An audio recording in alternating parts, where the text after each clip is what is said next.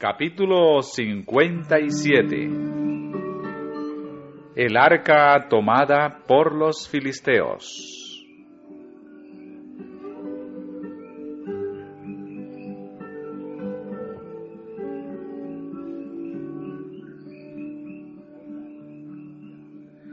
Otra advertencia había de ser dada a la casa de Elí. Dios no podía comunicarse con el sumo sacerdote ni con sus hijos. Sus pecados, como densa nube, excluían la presencia del Espíritu Santo. Pero en medio de la impiedad, el niño Samuel permanecía fiel al cielo y fue comisionado como profeta del Altísimo para dar el mensaje de condenación a la casa de Elí. La palabra de Jehová era de estima en aquellos días. No había visión manifiesta. Y aconteció un día que estando Elí acostado en su aposento, cuando sus ojos comenzaban a oscurecerse, que no podía ver, Samuel estaba durmiendo en el templo de Jehová, donde el arca de Dios estaba, y antes que la lámpara de Dios fuese apagada, Jehová llamó a Samuel. Creyendo que la voz era de Elí, el niño se apresuró a ir al lado de la cama del sacerdote, diciéndole: «Heme aquí, ¿para qué me llamaste?». La contestación que recibió fue: «Hijo mío, yo no he llamado. Vuelve y acuéstate». 3 veces fue llamado Samuel, y 3 veces contestó de la misma manera. Y entonces Elí se convenció de que la voz misteriosa era la de Dios. El Señor había pasado por alto a su siervo elegido, el anciano canoso, para comunicarse con un niño. Esto era de por sí un reproche amargo, pero bien merecido para Elí y su casa. Ningún sentimiento de envidia o celos se despertó en el corazón de Elí. Le aconsejó a Samuel que contestara si se le llamaba nuevamente: «Habla, Jehová, que tu siervo oye». Una vez más se oyó la voz, y el niño contestó: «Habla, que tu siervo oye». Estaba tan asustado al pensar que el gran Dios le hablaba, que no pudo recordar exactamente las palabras que Elí le había mandado decir. Y Jehová dijo a Samuel: «He aquí haré yo una cosa en Israel, que a quien la oyere le retañirán ambos oídos. Aquel día yo despertaré contra Elí todas las cosas que he dicho sobre su casa. En comenzando acabaré también, y mostraréle que yo juzgaré su casa para siempre, por la iniquidad que él sabe, porque sus hijos se han envilecido, y él no los ha estorbado. Y por tanto yo he jurado a la casa de Elí, que la iniquidad de la casa de Elí no será expiada jamás, ni con sacrificios, ni con presentes».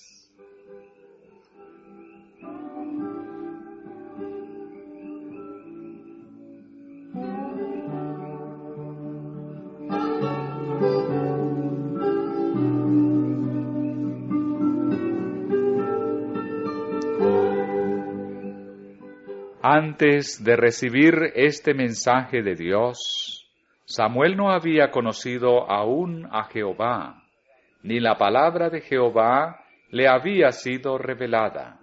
Es decir, que no había experimentado manifestaciones directas de la presencia de Dios como las que se otorgaban a los profetas.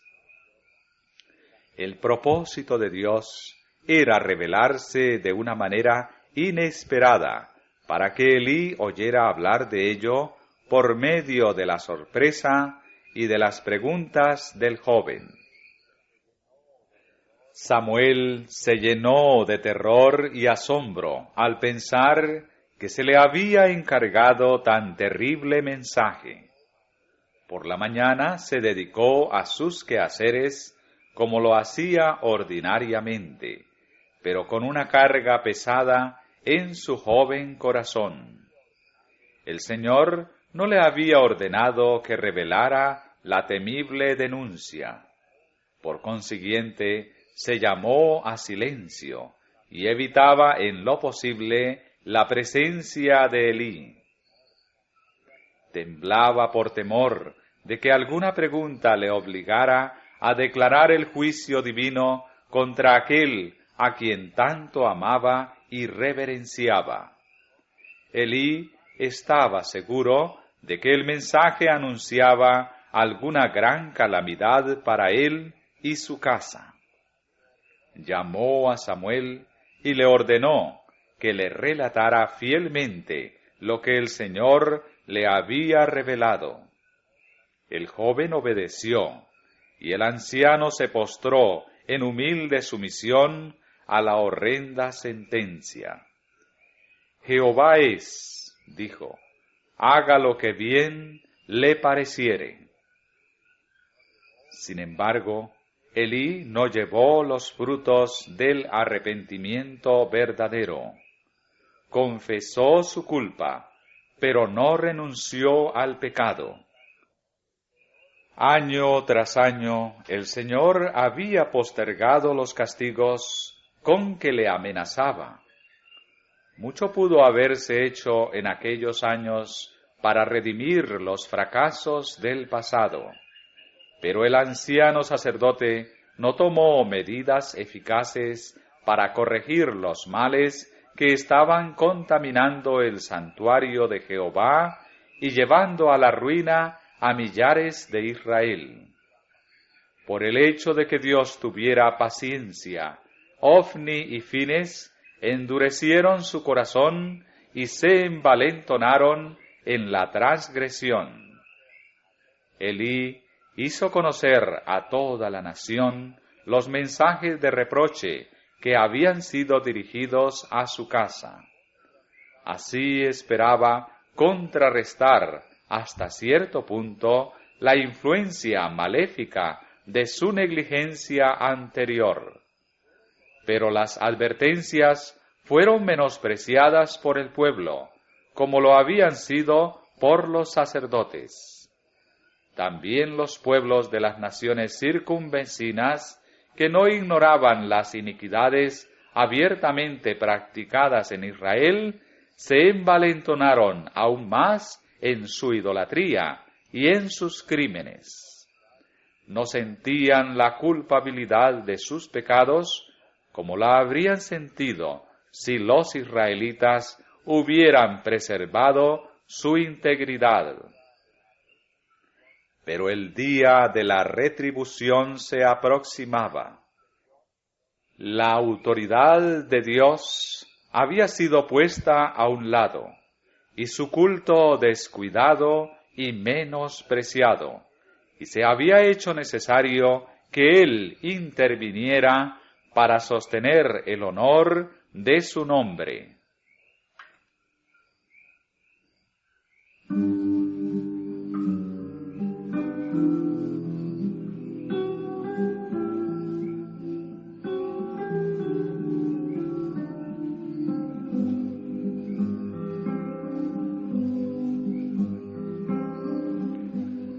Por aquel tiempo salió Israel a encontrar en batalla a los filisteos, y asentó campo junto a Eben-ezer, y los filisteos asentaron el suyo en Afec.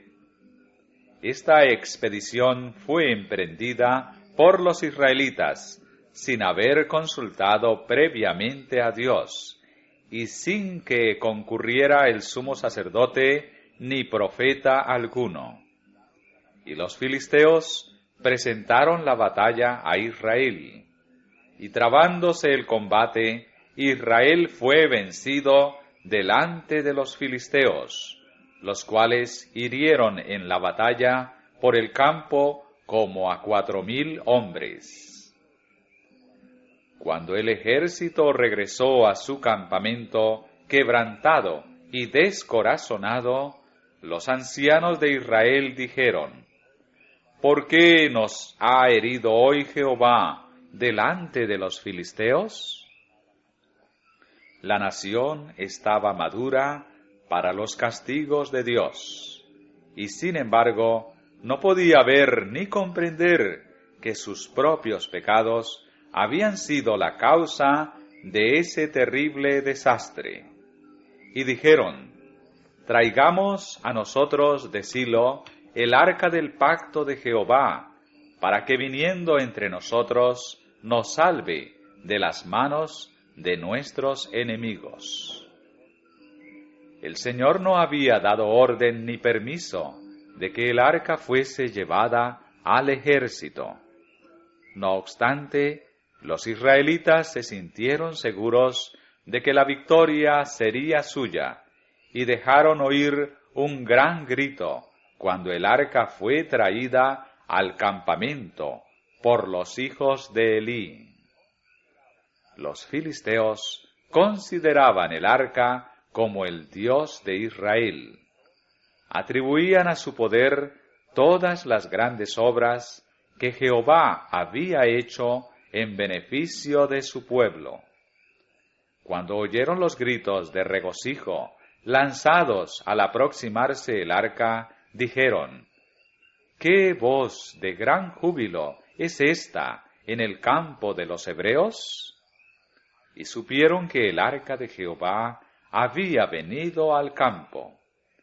Y los filisteos tuvieron miedo, porque decían: ha venido Dios al campo. ¡Ay de nosotros! Pues antes de ahora no fue así. ¡Ay de nosotros! ¿Quién nos librará de las manos de estos dioses fuertes? Estos son los dioses que hirieron a Egipto con toda plaga en el desierto. Esforzaos, oh filisteos, y sed hombres, porque no sirváis a los hebreos, como ellos os han servido a vosotros. Sed hombres y pelead. Los filisteos realizaron un asalto feroz, que resultó en la derrota total de Israel, y en una gran carnicería. 30,000 hombres quedaron muertos en el campo, y el arca de Dios fue tomada. Los 2 hijos de Elí perecieron mientras luchaban por defenderla. Así quedó en las páginas de la historia un testimonio para todas las edades futuras, a saber, que la iniquidad del pueblo que profesa seguir a Dios no quedará impune. Cuanto mayor sea el conocimiento de la voluntad de Dios, tanto mayor será el pecado de los que la desprecien. Había caído sobre Israel la calamidad más horrorosa que pudo haberle ocurrido. El arca de Dios había sido tomada y estaba en posesión del enemigo. La gloria se había apartado ciertamente de Israel, cuando fue quitado de su medio el símbolo de la presencia permanente de Jehová y de su poder. Con esta sagrada arca iban asociadas las revelaciones más maravillosas de la verdad y del poder de Dios. En tiempos anteriores se habían logrado victorias milagrosas siempre que ella aparecía. La cubría la sombra de las alas de los querubines de oro, y la gloria indecible de la Shekinah, símbolo visible del Dios Altísimo, había descansado sobre ella en el lugar santísimo. Pero ahora no había traído la victoria, no había sido una defensa en esta ocasión, y había luto por doquiera en Israel.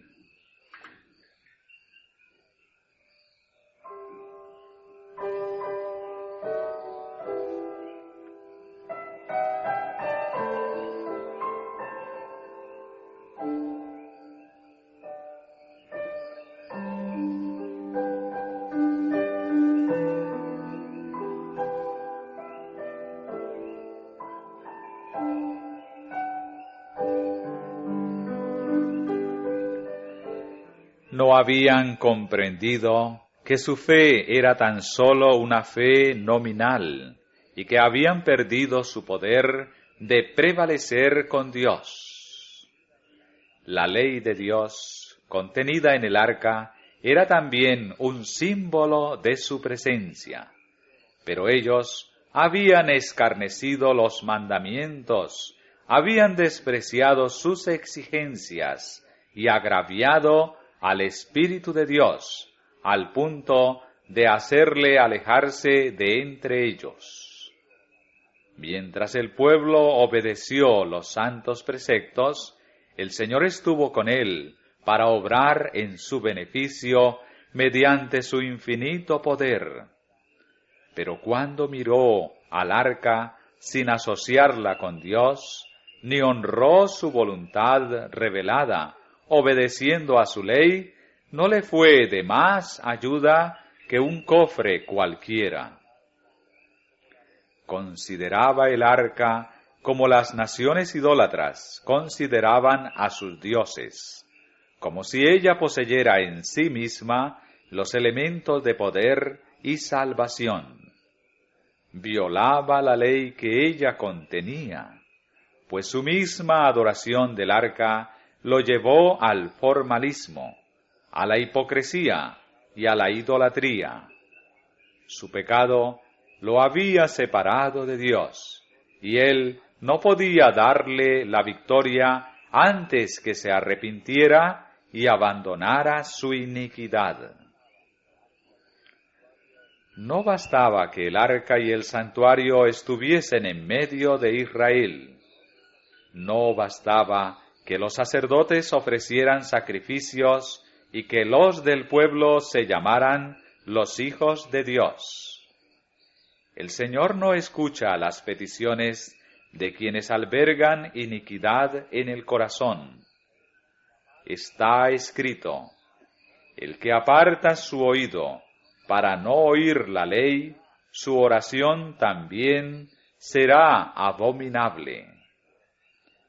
Cuando el ejército salió a librar batalla, Elí, ciego y anciano, se había quedado en Silo. Con presentimientos perturbadores, esperaba el resultado del conflicto, porque su corazón estaba temblando por causa del arca de Dios. Habiendo elegido un sitio fuera de la puerta del tabernáculo, se quedaba sentado a la vera del camino día tras día, esperando ansiosamente la llegada de algún mensajero del campo de batalla. Por último, un hombre de la tribu de Benjamín, que formaba parte del ejército, llegó subiendo deprisa por el camino que conducía a la ciudad, rotos sus vestidos y tierra sobre su cabeza. Pasó frente al anciano sentado a la vera del camino sin hacerle caso. Se apresuró a llegar a la ciudad y relató a multitudes anhelantes las noticias de la derrota y la pérdida. El ruido de los gemidos y las lamentaciones llegó a los oídos del que atalayaba al lado del tabernáculo.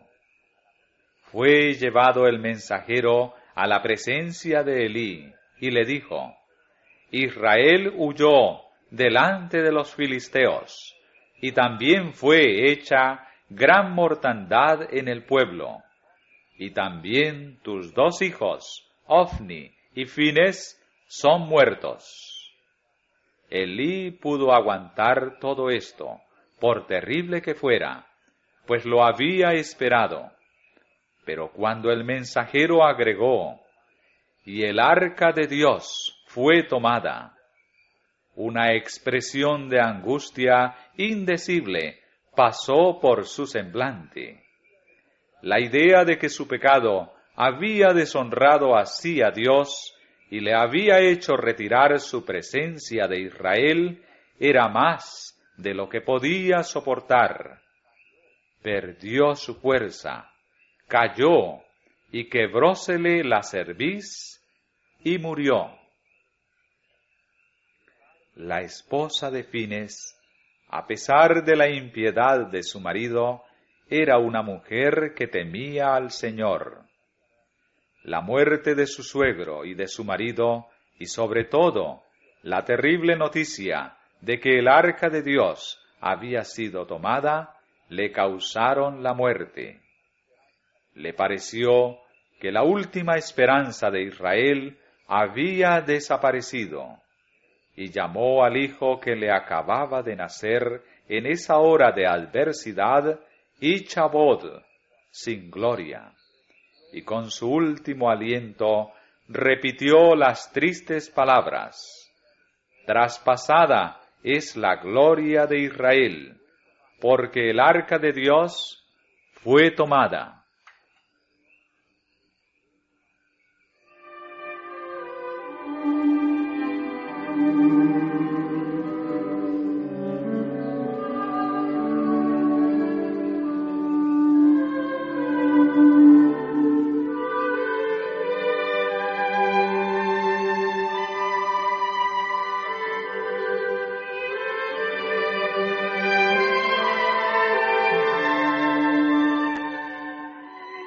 Pero el Señor no había desechado completamente a su pueblo, ni tampoco iba a tolerar mucho tiempo el júbilo de los paganos. Había usado a los filisteos como instrumento para castigar a los israelitas, y empleó el arca para castigar a los filisteos. En tiempos anteriores, la divina presencia la había acompañado para ser la fuerza y la gloria de su pueblo obediente. Aún la acompañaría esa presencia invisible para infundir terror y ocasionar destrucción a los transgresores de la santa ley. A menudo el Señor emplea a sus acérrimos enemigos para castigar la infidelidad del pueblo que profesa seguirle.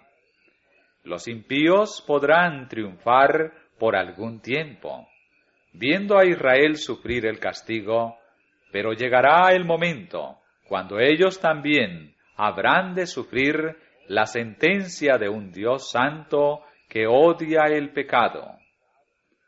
Doquiera se abrigue la iniquidad, allí caerán rápidos y certeros los juicios divinos.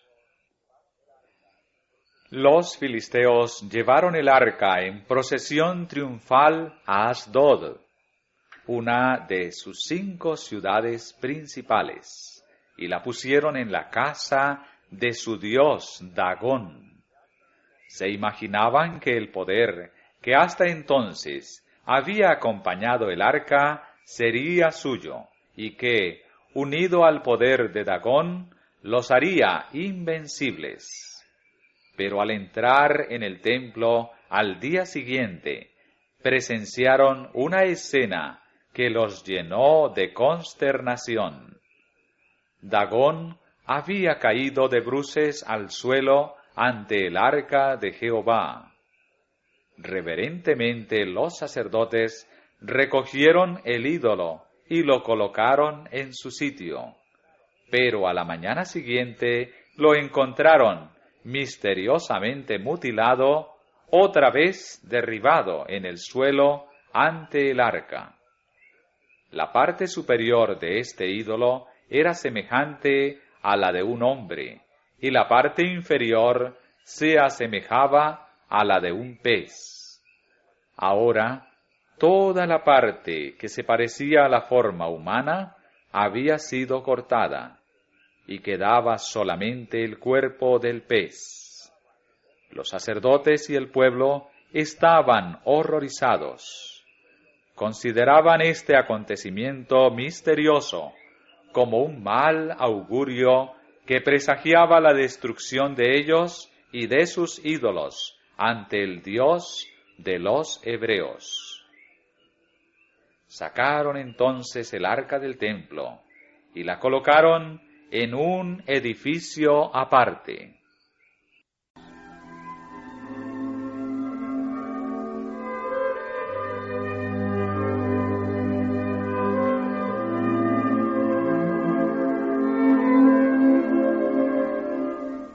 Los habitantes de Asdod se vieron afectados por una enfermedad angustiosa y fatal.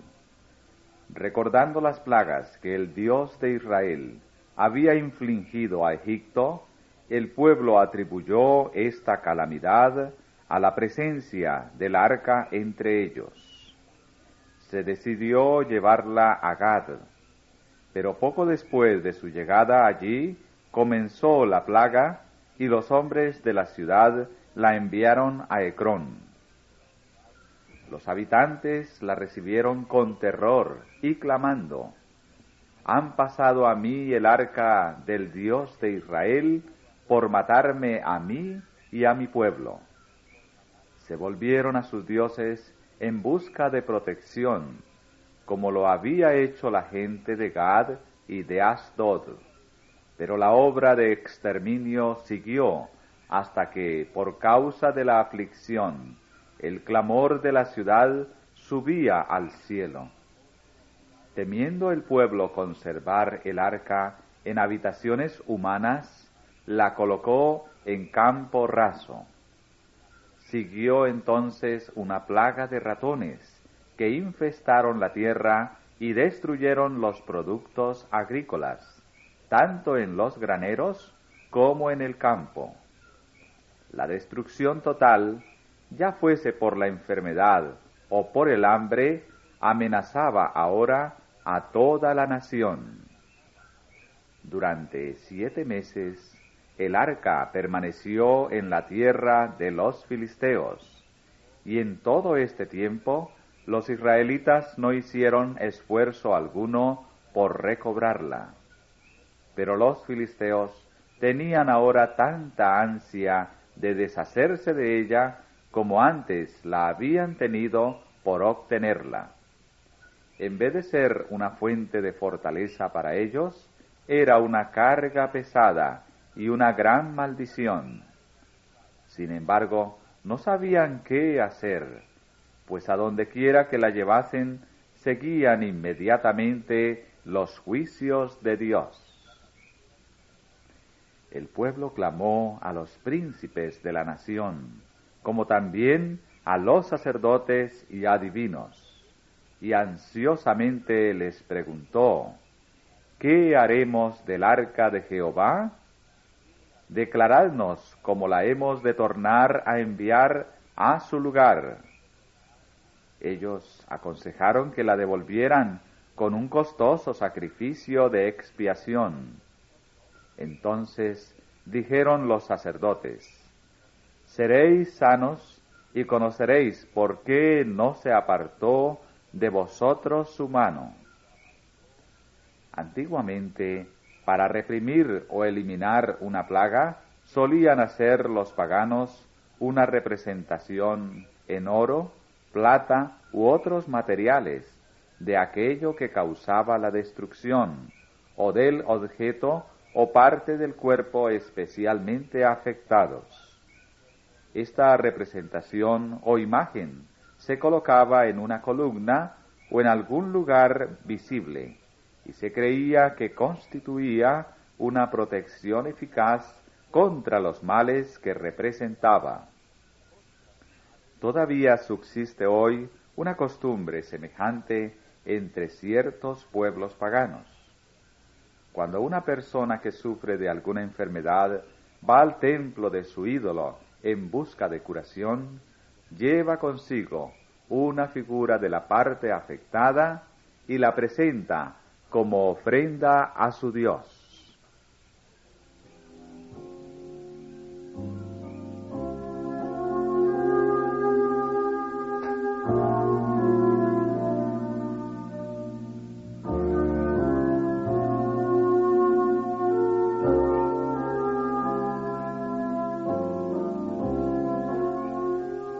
En consonancia con la superstición reinante, los señores filisteos aconsejaron al pueblo que hiciera representaciones de las plagas que les habían estado afligiendo.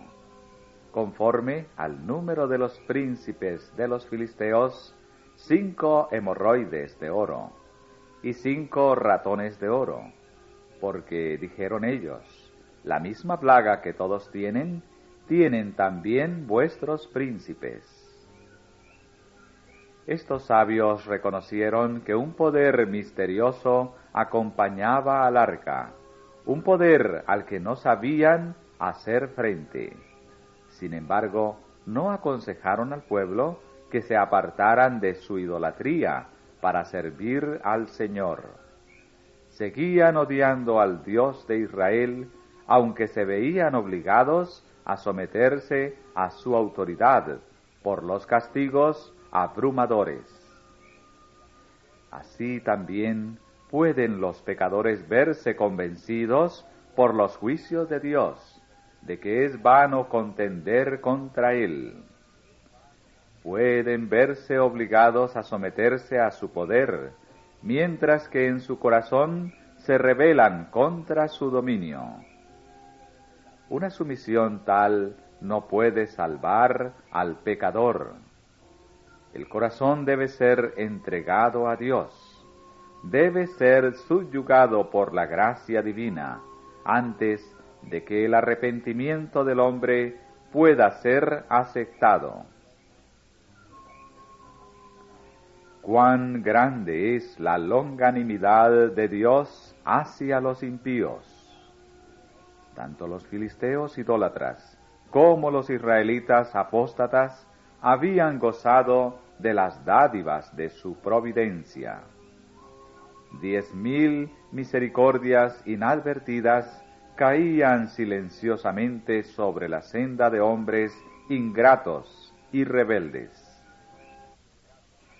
Cada bendición les hablaba del dador, pero ellos eran indiferentes a su amor. Muy grande era la tolerancia de Dios hacia los hijos de los hombres. Pero cuando ellos se obstinaron en su impenitencia, apartó de ellos su mano protectora. Se negaron a escuchar la voz de Dios, que les hablaba en sus obras creadas y en las advertencias, las reprensiones y los consejos de su palabra, y así se vio obligado a hablarles por medio de sus juicios. Había entre los filisteos algunos que estaban dispuestos a oponerse a que se devolviera el arca a su tierra. Consideraban humillante para su pueblo un reconocimiento tal del poderío del Dios de Israel. Pero los sacerdotes y adivinos advirtieron al pueblo que no imitara la testarudez de Faraón y de los egipcios, y no trajera sobre sí calamidades aún mayores.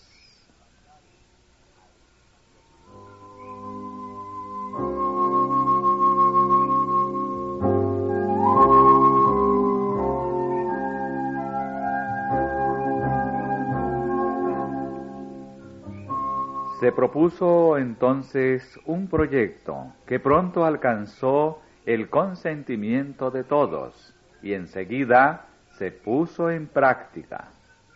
El arca con la ofrenda de oro fue colocada en un carro nuevo a fin de evitarle todo peligro de contaminación. A este carro se uncieron 2 vacas, cuyas cervices no habían llevado yugo. Los terneros de estas vacas se dejaron encerrados en casa, y las vacas fueron dejadas libres, para que fueran a donde quisieran. Si el arca fuese así devuelta a los israelitas por el camino de Bet-Semes, la ciudad de levitas más cercana, ello sería para los filisteos una evidencia de que el Dios de Israel les había hecho a ellos este gran mal. Si no, dijeron, seremos ciertos que su mano no nos hirió, nos ha sido accidente. Al ser soltadas, las vacas se alejaron de sus crías, y mugiendo tomaron el camino directo a Bet-Semes. Sin dirección humana alguna, los pacientes animales siguieron adelante. La presencia divina acompañaba el arca, y ésta llegó con toda seguridad al sitio señalado. Era entonces el tiempo de la cosecha del trigo, y los hombres de Bet-Semes estaban segando en el valle. Y alzando sus ojos, vieron el arca, y holgáronse cuando la vieron. Y el carro vino al campo de Josué, Bet-Semita, y paró allí, porque allí había una gran piedra. Y entonces cortaron la madera del carro, y ofrecieron las vacas en holocausto a Jehová. Los señores de los filisteos, que habían seguido el arca hasta el término de Bet-Semes, y habían presenciado el recibimiento que le habían hecho, regresaron ahora a Ecrón. La plaga había cesado, y estaban convencidos de que sus calamidades habían sido un juicio del Dios de Israel. Los hombres de Bet-Semes difundieron prestamente la noticia de que el arca estaba en su posesión, y la gente de la tierra circundante acudió a dar la bienvenida al arca. Esta había sido colocada sobre la piedra que primero sirvió de altar, y ante ella se ofrecieron al Señor otros sacrificios adicionales.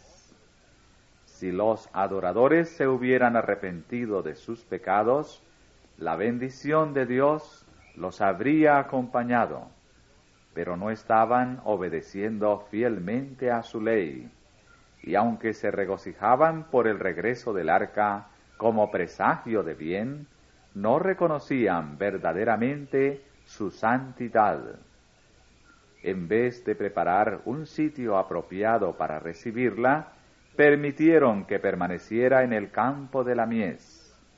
Mientras continuaban mirando la sagrada arca y hablando de la manera maravillosa en que les había sido devuelta, comenzaron a hacer conjeturas acerca de dónde residía su poder especial. Por último, vencidos por la curiosidad, quitaron los envoltorios de ella y se atrevieron a abrirla.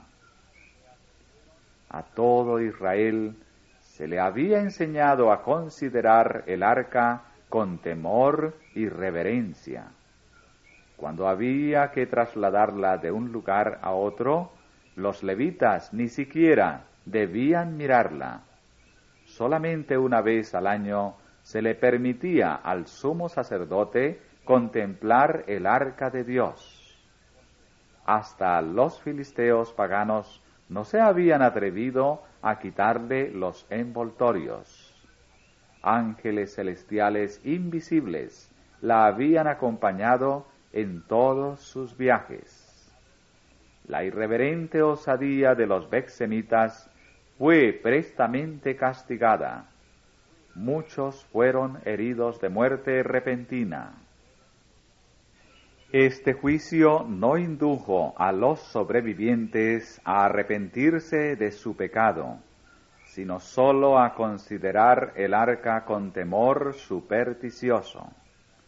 Ansiosos de deshacerse de su presencia y no atreviéndose, sin embargo, a trasladarla a otro sitio, los betsemitas enviaron un mensaje a los habitantes de Kiriat Jearim para invitarlos a que se la llevaran. Con gran regocijo los hombres de dicho lugar dieron la bienvenida al arca sagrada. Sabían muy bien que ella era garantía del favor divino para los obedientes y fieles. Con alegría solemne la condujeron a su ciudad y la pusieron en la casa de Abinadab, levita, que habitaba allí. Este hombre designó a su hijo Eleazar para que se encargara de ella, y el arca permaneció allí por muchos años.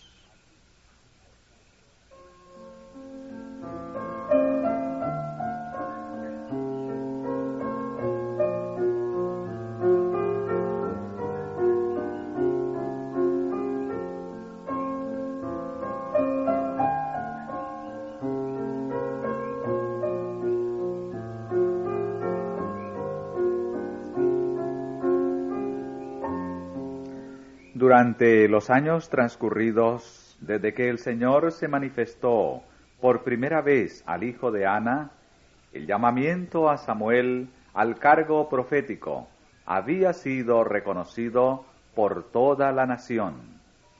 Al transmitir fielmente la divina advertencia a la casa de Elí, por penoso que fuera dicho deber, Samuel había dado pruebas evidentes de su fidelidad como mensajero de Jehová.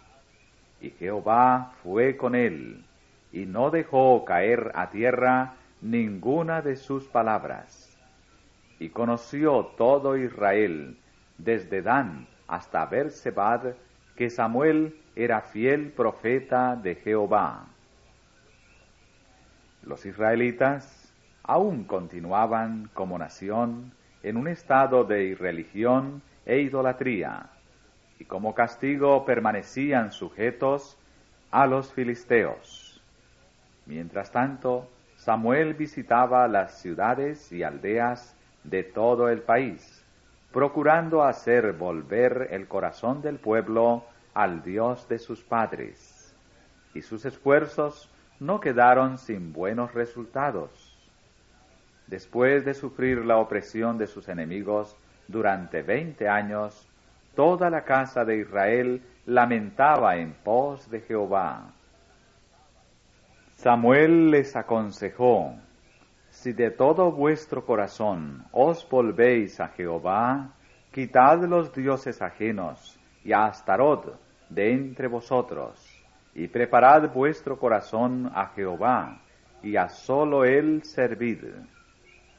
Aquí vemos que la piedad práctica, la religión del corazón, era enseñada en los días de Samuel, como lo fue por Cristo cuando estuvo en la tierra. Sin la gracia de Cristo, de nada le valían al Israel de antaño las formas externas de la religión. Tampoco valen para el Israel moderno. Es hoy muy necesario que la verdadera religión del corazón reviva como sucedió en el antiguo Israel. El arrepentimiento es el primer paso que debe dar todo aquel que quiera volver a Dios. Nadie puede hacer esta obra por otro. Individualmente debemos humillar nuestras almas ante Dios y apartar nuestros ídolos. Cuando hayamos hecho todo lo que podamos, el Señor nos manifestará su salvación. Con la cooperación de los jefes de las tribus, se reunió una gran asamblea en Mizpa. Allí se celebró un ayuno solemne. Con profunda humillación, el pueblo confesó sus pecados, y en testimonio de su resolución de obedecer las instrucciones que había oído, invistió a Samuel con la autoridad de juez. Los filisteos interpretaron esta reunión como un consejo de guerra, y con un ejército poderoso quisieron dispersar a los israelitas antes de que sus proyectos maduraran. Las nuevas de su próxima llegada infundieron gran terror a Israel. El pueblo pidió a Samuel: no ceses de clamar por nosotros a Jehová nuestro Dios, que nos guarde de mano de los filisteos. Mientras Samuel estaba ofreciendo un cordero en holocausto, los filisteos se acercaron para dar batalla. Entonces el Todopoderoso, que había descendido sobre el Sinaí en medio del fuego, del humo y del trueno, el que había dividido el mar rojo y que había abierto un camino por el Jordán para los hijos de Israel, manifestó su poder una vez más. Una tempestad terrible se desató sobre el ejército que avanzaba, y por la tierra quedaron sembrados los cadáveres de guerreros poderosos. Los israelitas habían permanecido quietos, en silencioso asombro, temblando de esperanza y de temor. Cuando presenciaron la matanza de sus enemigos, se dieron cuenta de que Dios había aceptado su arrepentimiento. A pesar de que no estaban preparados para la batalla, se apoderaron de las armas de los filisteos muertos y persiguieron al ejército que huía hasta Bet-car. Esta señalada victoria se obtuvo en el mismo campo donde, 20 años antes, las huestes filisteas habían derrotado a Israel, matado a los sacerdotes y tomado el arca de Dios.